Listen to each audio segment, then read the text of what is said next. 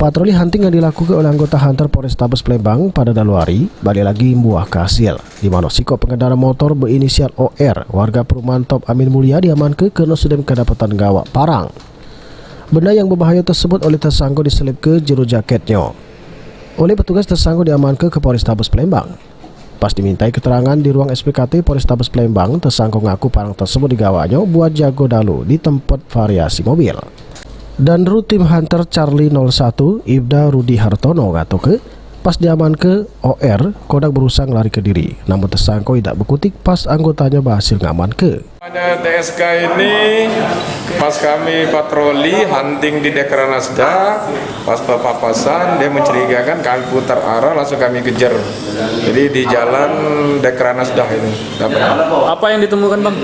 Jadi setelah kami hentikan kendaraannya, pas digeledah dapatlah sebuah parang.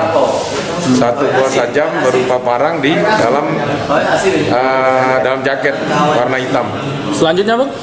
Selanjutnya kami borgol dan bawa ke SPKT Polrestabes Palembang. Maini OR mesti nginep di sel tahanan Polrestabes Palembang.